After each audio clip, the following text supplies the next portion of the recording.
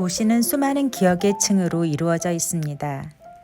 매일 걷는 길, 늘 지나던 거리지만 그 속에 켜켜이 숨겨진 이야기들은 대부분 모르고 스쳐 지나가곤 합니다. 시민모임 독립은 매달 한 번 그 익숙한 길 위에서 오래된 이야기를 마주하는 시간을 엽니다. 서울의 비밀스러운 역사에 정통한 해설가 선생님과 함께 숨겨진 기억을 따라 2시간쯤 걷는 여정입니다. 그리고 이번부터는 그 답사의 순간들을 시민모임 독립의 답사로그를 통해 더 많은 분들과 나누려고 합니다. 이번 여정은 광통교에서 보신각, 탑골공원을 거쳐 조계사까지입니다. 종종 지나던 길이지만 그 위에 놓인 보지 못했던 이야기들을 들려드리려고 합니다.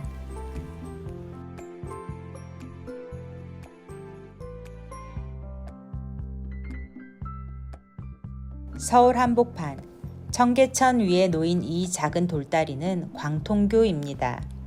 조선시대의 한양의 중심을 가로지르던 돌다리입니다. 처음에는 흙다리였지만 1410년 큰 홍수로 무너지자 태종 이방원이 계모 신덕 왕후의 무덤인 정릉에서 석재를 가져와 다시 돌다리로 세웠습니다. 자신을 견제했던 계모의 무덤돌을 사람들의 발 밑에 깔았다는 점에서 정치적 원한을 상징적으로 드러낸 행위로도 해석하고 있습니다. 광통교는 이후 왕의 행차, 사신의 입궐, 상인들의 장터까지 도성에서 가장 많은 사람이 오가는 공간이 되었고 정월 대보름에는 답교놀이 풍습이 열렸다고 합니다. 근대 이후 청계천 복개로 땅 아래 묻혔다가 2005년 복원사업을 통해 원래 자리보다 약간 상류인 중구 한국관광공사 앞에 사람만 다닐 수 있는 보행용 석다리로 다시 세워졌습니다. 다리 밑으로 내려가 살펴보면 신장산과 구름문, 당초 문양이 새겨져 있는데 이는 조선 500년의 기억을 그대로 품고 있는 것이라 할 수 있습니다.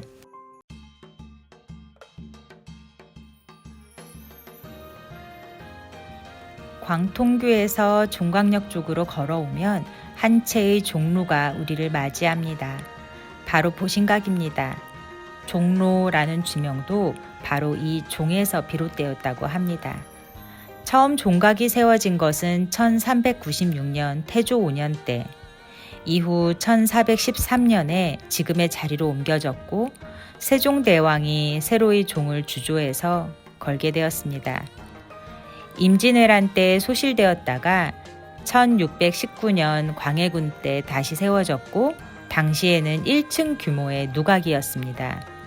1895년 고종은 이곳에 보신각이라는 이름을 붙입니다. 세상의 시간을 널리 알리는 종루라는 뜻을 담았죠. 지금의 보신각은 1979년 철근 콘크리트 구조로 복원된 2층 누각입니다. 조선시대 때는 이 종소리가 도성의 하루를 여닫는 신호였어요. 밤 10시 인경이라 하여 28번, 새벽 4시에서 5시 사이엔 파루라 하여 33번 울렸습니다. 그 소리에 맞춰 성문이 닫히고 다시 열리곤 하였습니다.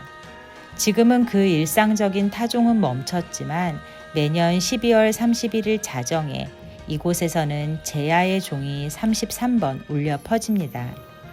1953년부터 시작된 이 타종식은 70년 넘게 서울 시민들과 함께 새해의 문을 열고 있습니다.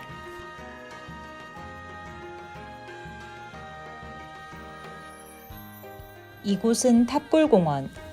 어르신들이 장기를 두고 아이들이 뛰노는 서울의 오래된 쉼터입니다. 하지만 여기 서 있는 이곳은 조선 최대 규모의 사찰이자 세조가 중창한 원각사가 있던 자리라고 합니다. 이 공원의 중심 원각사지 10층 석탑은 조선시대의 대리석으로 지어진 유일한 석탑으로 높이는 약 12m에 달합니다. 기단부는 3층, 위에는 10층의 탑신이 있으며 각 층마다 용, 사자, 연꽃 등의 화려한 조각이 정교하게 새겨져 있습니다. 1962년에 국보 제2호로 지정되었고 1997년 보존을 위해 탑 전체를 유리 보호각으로 덮어놓은 상태입니다. 옆에 놓인 대원 각사비는 보물 제3호로 세조의 창건 내력을 담은 비문이 김수온, 성임, 서거정 등 당대 명문가들의 글로 새겨져 있습니다. 거북이 바치고 있는 이 비석은 불교와 왕권의 상징입니다. 또한 이 공원은 1919년 3.1운동과도 깊은 인연이 있습니다. 당초 민족 대표 33인은 이곳 팔각정에서 독립선언문을 낭독할 계획이었지만 일제의 탄압을 피해 인근 태화관에서 낭독하게 되었습니다. 하지만 정오가 되자 팔각정 앞에 모인 시민들 사이에서 자발적으로 독립선언서가 낭독되었고 대한독립 만세의 외침은 서울 전역 전국으로 퍼져나가게 되었습니다. 그날 이곳은 민중이 만든 독립운동의 출발점이 되었습니다. 탑골공원이 된 것은 1897년 영국인 존 맥레비 브라운이 서울 최초의 서양식 공원을 설계하면서부터입니다. 벤치와 울타리, 팔각정이 조성되었고 도심 속 쉼터의 시작을 알렸습니다. 일제강점기에는 일본식 정자와 온실, 음악당이 들어서며 파고다 공원이라는 이름으로 불리게 되었지만 1992년이 되어서 탑골 공원이라는 정식 명칭으로 자리를 잡게 됩니다.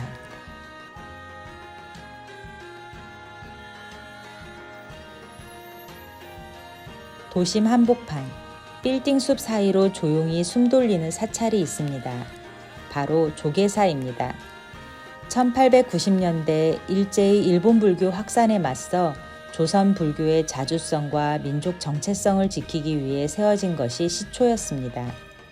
1910년 한성포교당이라는 이름으로 처음 문을 열었고 이는 사대문 안에 세워진 첫 근대식 포교당이었습니다.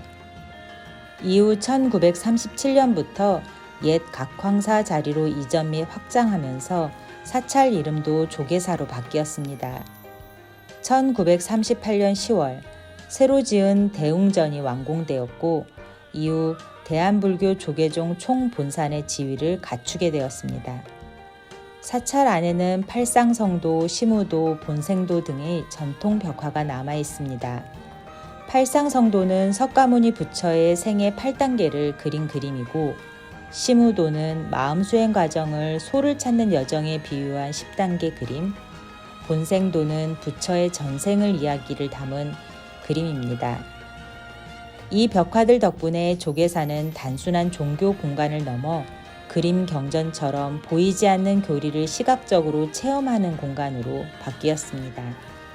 지금도 조계사는 24시간 시민들에게 열려있는 사찰이고 도심 속 쉼표처럼 사람들의 마음을 받아주는 공간으로 자리 잡고 있습니다. 시민모임 독립은 이렇게 매달 한 번 서울의 보이지 않는 기억을 따라 걷고 있습니다. 시민모임 독립 답사로그를 통해 다음 달에 다시 찾아오겠습니다.